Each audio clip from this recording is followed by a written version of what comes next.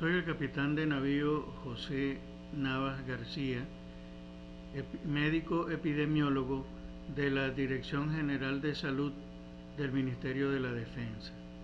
En mi carácter de epidemiólogo dentro de las Fuerzas Armadas, quisiera emitir una serie de definiciones y de conceptos en relación a la pandemia COVID-19 que nos afecta a todos. En primer lugar, hay alguna serie de conceptos que no están muy claros y que muchas personas no dominan, y quisiera explicarlo brevemente de manera tal que nos entendamos y podamos comunicarnos a través del mismo vocabulario. Estos conceptos que están asociados a epidemia son los siguientes. El brote epidemiológico. Un brote epidemiológico es la aparición de dos o más casos de la misma enfermedad asociados en tiempo, lugar y persona. Estas tres palabritas resultarían un poco monótonas, pero son tres factores de suma importancia y muy representativos en la epidemiología, lo que significa el tiempo, lo que significa el lugar y lo que significan las personas o los pacientes.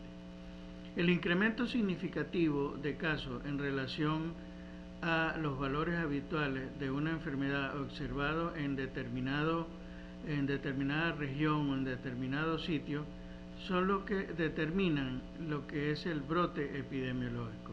La aparición de una enfermedad, problema o riesgo para la salud en una zona hasta entonces libre de esa enfermedad. En otras palabras, la aparición de una enfermedad en determinada región, territorio o lugar que antes no existía. La presencia de cualquier proceso relevante de intoxicación aguda colectiva, imputable a causas accidentales, manipulación o consumo, también se considera un brote epidémico, y en ese aspecto tenemos las ETA, las denominadas ETA, que son las enfermedades de transmisión alimentaria, cuyos brotes son frecuentes en algunas poblaciones, en algunos sitios, viviendas, casas o batallones. Esa aparición de estas enfermedades es lo que se considera un brote epidémico. En el mismo orden de ideas, el concepto de epidemia es la aparición en una comunidad o región definida de casos de una enfermedad o de un brote con una frecuencia que claramente rebasa, incrementa la incidencia normal prevista. La epidemicidad es relativa a la frecuencia habitual de la enfermedad en la misma zona, entre la población especificada y en la misma estación del año.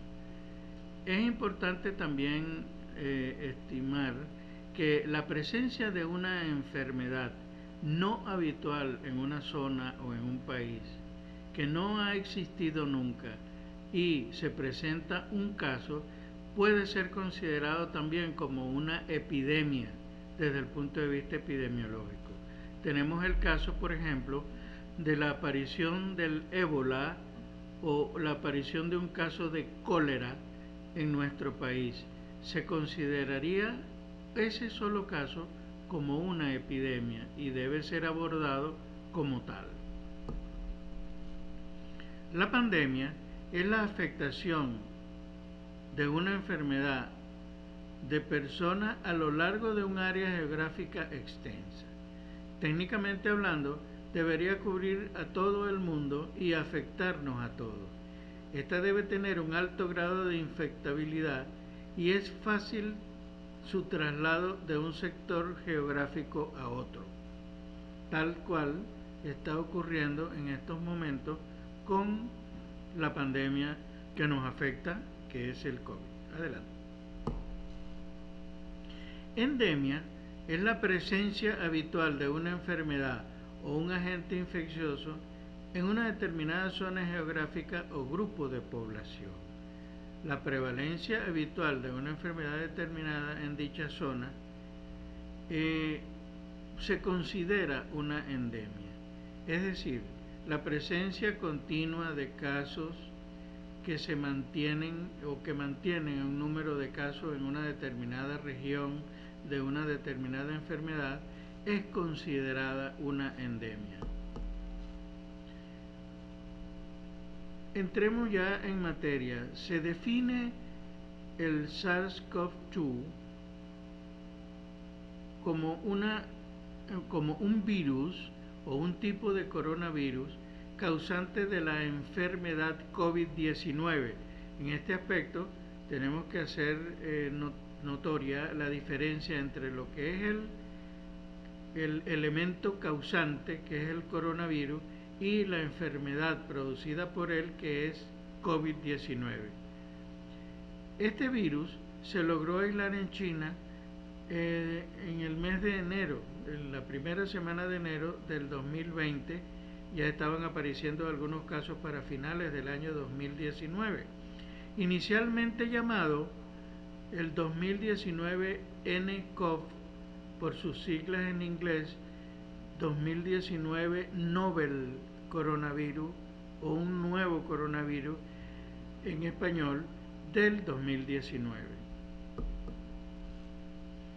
La enfermedad infecciosa producida por este virus, que afecta especialmente el tracto respiratorio, es lo que se denomina COVID-19. Era desconocida antes de estallar el brote en la ciudad de Wuhan, en China, para diciembre de 2019. El COVID-19 es una pandemia que afecta a muchos países de todo el mundo actualmente.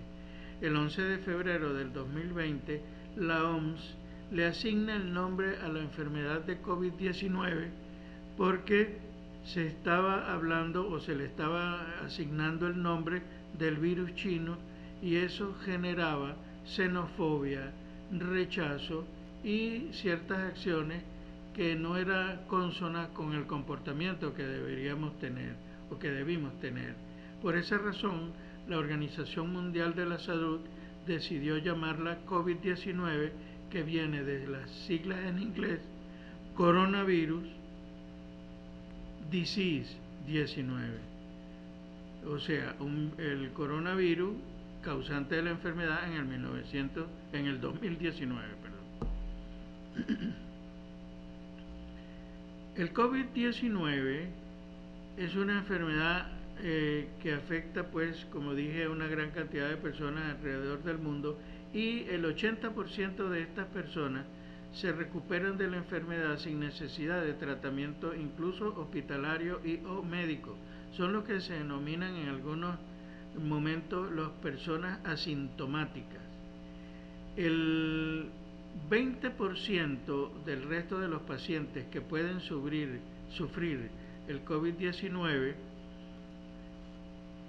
son personas que se van a complicar de alguna manera, de los cuales el 15% tienen una complicación leve y el 5% tienen una complicación de moderada a grave, pudiendo fallecer irremisiblemente del 2 al 3% de todos los pacientes afectados por la enfermedad. En relación a los síntomas, podemos clasificarlos como síntomas generales frecuentes y los síntomas de enfermedad en situación de gravedad. Los síntomas de la enfermedad frecuente y que corresponden a un estadio leve son la fiebre precedida de escalofrío, tos seca, pérdida del apetito, fatiga, es decir, astenia, la sensación de falta de aire, congestión nasal, dolor en la garganta, la pérdida o disminución del olfato y del gusto, la ageusia o la hiposmia, y puede haber también tos con esputos sanguíneos que en alguna oportunidad pueden tornarse sanguinolentos. Hay dolor a nivel musculoesquelético, puede haber cefalea y en algunos casos diarrea, náuseas, vómito y prurito con erupciones en la piel. Estos síntomas pudieran considerarse como síntomas leves de una enfermedad y tienen relativa frecuencia. Pero cuando esta enfermedad comienza a complicarse, que la de ellas, la más frecuente es la respiratoria, entonces comienzan a aparecer la disnea, que puede ser de leve, moderada y grave, lo cual va a catalogar a los pacientes en estadios diferentes de la gravedad de su enfermedad. Puede haber incluso cianosis periférica, puede haber la presencia de dolor torácico persistente y pudiera haber también una, digamos que poca o nula micción, es decir, que pudiera haber oliguria o pudiera haber anuria. Es importante también mencionar dentro de los síntomas graves la posibilidad de que haya manifestaciones cardíacas determinadas por la inflamación del miocardio, es decir, una miocarditis o la obstrucción de las coronarias, pudiendo causar cardiopatía isquémica y llevar, por supuesto, dependiendo de la magnitud de la lesión, a la muerte. De las manifestaciones severas de la enfermedad estarían entonces las causas respiratorias y las causas cardíacas, además de las causas renales, que son los tres órganos blancos con mayor gravedad dentro de la evolución de esta enfermedad. Desde el punto de vista internacional, tenemos más de 53 millones de casos evidenciados por serología y las diferentes pruebas que se realizan, de los cuales se ha recuperado cerca del 70% de los casos y han muerto más de 1 millón de personas. Tenemos a nivel internacional el número de fallecidos por encima de 1.300.000 casos, o de 1.300.000 fallecidos. En Venezuela tenemos más de 96.000 casos, próximamente, pues, si la curva sigue aplanándose, lentamente llegaremos a los 100.000 casos. Tenemos recuperados más del 90% y tenemos de fallecidos en total en el país 841 pacientes. Dentro de los países que tienen mayor número de casos están en América, los Estados Unidos, Brasil y Argentina, y para el resto del mundo, por supuesto, la China, que tuvo una casuística elevada, está Italia, España, la India, Inglaterra, que están empezando a tener nuevamente brotes, o sea, un rebrote, una oleada, una segunda oleada de aparición de las enfermedades, del contagio por COVID-19. Si analizamos la evolución de la enfermedad en nuestro continente, podemos darnos cuenta de que en la América del Norte los casos tienen una incidencia de 20 o una tasa de incidencia de más del 26% de casos. Y en América del Sur, paradójicamente, tenemos 23%, que sería nuestra tasa de incidencia. Llama la atención que, a pesar de la tecnología que divide a nuestras regiones, siendo mayor en los tres países de la América del Norte, los Estados Unidos, Canadá y México, en relación a los demás países de nuestra América, que la incidencia, la tasa de incidencia de la enfermedad es más o menos la misma, lo cual nos hace concluir lo siguiente, que no depende la incidencia de la enfermedad de la tecnología, sino de la interrelación social que se establece y el contagio, la magnitud del contagio, porque las tasas estudiadas mediante estas estadísticas están muy cercanas. De otro punto de vista, la letalidad se encuentra en el hemisferio norte o en los países del continente americano del norte en 2,9% y en la América del Sur están en 3. Eso también nos hace concluir que la mortalidad tan, digamos, parecida o tan cercana no se debe pues a una respuesta tecnológica, sino más bien a una respuesta idiosincrática ante la enfermedad, porque estamos viendo que la mortalidad está igual tanto en el continente americano en el norte como en el continente sur, en América del Sur. De manera tal pues que podemos concluir que en ambas regiones la incidencia de la enfermedad es más o menos la misma y la letalidad igual. ¿Qué significa esto? Lo que ya comentamos, que en primer lugar no depende pues sino de los contagios, de la interacción social y de la respuesta idiosincrática que tienen los pacientes. Desde el punto de vista de la evolución global en relación al coronavirus, podemos ver que en Europa, lo que está en color azul, en Europa, ha habido una incidencia de casos que descendió, se mantuvo con algunos casos y posteriormente o actualmente está empezando una segunda oleada que va en incremento. Desde el punto de vista de Norteamérica, tenemos que la tasa se mantiene o se había mantenido más o menos igual en su incidencia y está incrementándose actualmente, mientras que la parte gris, que corresponde a la América del Sur, está disminuyendo. Se había mantenido estable en relación a la incidencia con algunos casos, con un aumento de casos esporádicos, pero actualmente está en franca disminución, lo cual pues nos diferencia del segundo o el rebrote que está comenzando en Europa y el aumento de la incidencia que tenemos en Norteamérica.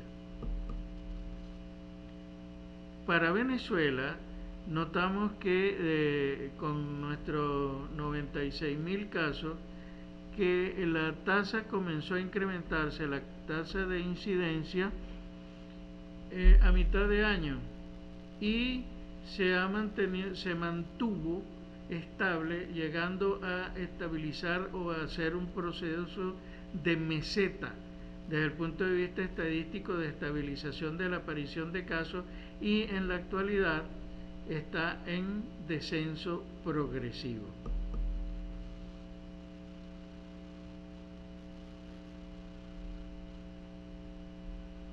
Desde el punto de vista militar, no podemos escapar de la incidencia de esta enfermedad y tenemos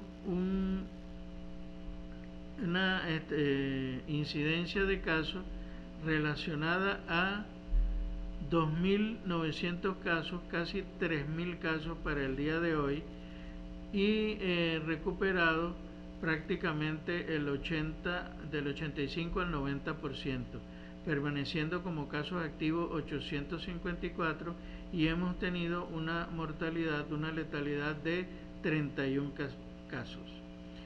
Han sido afectados obviamente más el sexo masculino que el femenino, y tenemos hospitalizados a 809 profesionales y en los CDI 45.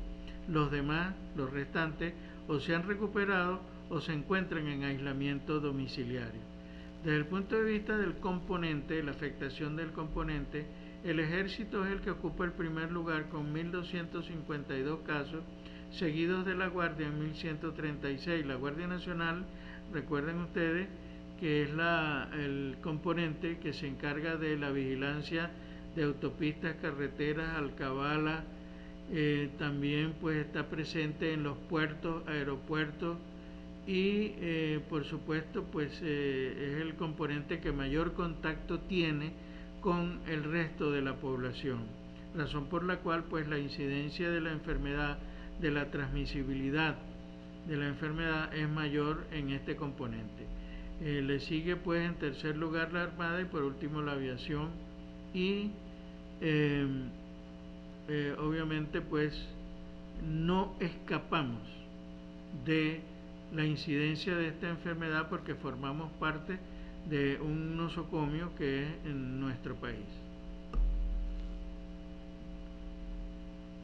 El problema radica pues en la capacidad o la característica de transmisibilidad de la enfermedad que debemos conservar, debemos cuidar y debemos proteger. Ya todos sabemos cuáles son las debidas normativas que debemos observar en cuanto a las medidas de protección personal en relación al lavado de manos, el uso del tapaboca, el lavado de la superficie y por supuesto la lejanía, el evitar las reuniones y la lejanía o el distanciamiento social. Observando estas 5 o 6 medidas básicas es bastante seguro de que podamos protegernos de la transmisión de la enfermedad y obviamente padecerla. Muchas gracias.